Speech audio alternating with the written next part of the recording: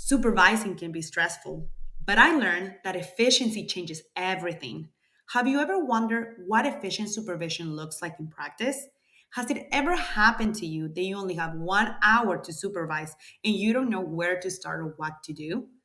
Maybe you know that your entire session will be spent de escalating a targeted behavior for reduction. Or perhaps it's a regular session, but you're not sure how to make it truly effective. Don't worry, I got you. This is ABAvisor, where I turn real experiences into practical solutions. So, what do you do when you have a regular supervision session and want to make sure you're checking all the key aspects? Well, this is how I approach it. First, I greet the technician and the child. This step is very important because it lets the technician know you'll be observing them and helps you pair with them.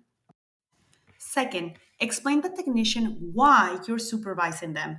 Be honest. You can say things like, I'm going to open some intraverbal targets and I want you to run them. I noticed that she's really trying with the new receptive ID targets and she keeps missing them. Let's see how she's doing. I noticed you were having some difficulties with the imitation targets. Let's see how you're running them and how I can help you. Third, this is where the session can go in different directions. A, neither the technician nor the child is showing performance issues. B, the performance concern is with the child. Or C, the performance concern is with the therapist. If there are no performance issues, review your data. These include acquisition and behavioral data. So, what should you look for? You should look for trends. Your targets should show an upward or a steady trend, but steady trend for no more than 10 days. If not, there might be a performance concern with the child. If this is the case, try running the targets in different ways, in different environments, with different materials. And most importantly, ask the technician what barriers they encounter when running this target. Most of the time, their feedback will reveal what the problem is. You will be surprised. If you're working with multiple technicians for the same child, remember to communicate all the changes that you do to all of them. You can do this via the chat that you use at your company or by supervising the other technicians and directly tell them what the feedback or the changes that you did and check for other issues. If the performance issue is with the technician, review the data for that specific target or ask them to show you how they run it. When you're observing them, ask yourself, are they using the correct SD in the correct environment? Are they getting the child's attention before presenting the SD? Are they using the necessary materials and are those materials prepared ahead of time? Are they following the correct prompt hierarchy? Are they using the correct reinforcement schedule? And are they taking data immediately after the child is responding? If the technician is needing support, I relied on ABA principles, specifically behavioral skills training or BST.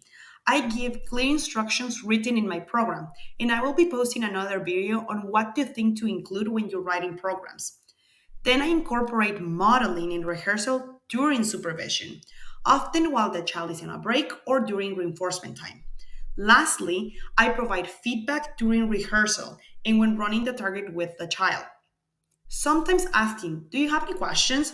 Doesn't work. They might not want to confront the BCBA or they might not know what to ask. So instead, weave the questions into your BST sessions and invite them to be part of the solution. For example, if the therapist says, the child cannot do this without specifics, ask, can you expand on that? What step do you think we're missing? Where do you think the problem is?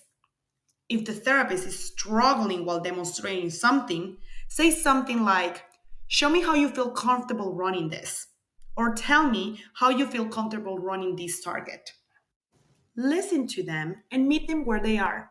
Sometimes they lack the skills and need training. Other times they know the skill but they don't know how to apply it. In either case, model the correct approach. The goal is to teach technicians how to problem solve when you're not there. By inviting them into the solution and being clear with the expectations, you help them to start recognizing and fixing their own errors in real time. Fourth, After reviewing data, return to the original purpose for supervision. If it was something other than addressing performance issues, this might include adding targets, proving baseline, or modeling a new target. Fifth, always conclude with positive feedback, regardless of performance. Pairing is an ongoing thing, and technicians need both corrective and positive feedback throughout the session. One strategy that helped me when I was a new BCBA was setting a silent timer, and every 5 minutes, I will give positive feedback. Over time, it became a habit. And also remember to praise the technicians outside of supervision sessions when you see that they are following through or they're doing good work. Six, reserve the last few minutes to complete your supervision and protocol modification note. Let your technician know you'll be doing this before you start writing. Remember, communication is the key. Seventh, close the session by saying goodbye to the technician and setting a goal for the next observation. For example, now that we figured out the correct materials for the interverbal target, next time I'll check how the target is running. And there you have it. That's my system for keeping regular sessions efficient. But what about if you only have 1 hour? Or when the entire session is focused on behavior reduction? Don't worry, I'll be covering that in the next episode. Hit follow so you don't miss it, and I'll catch you in the next one.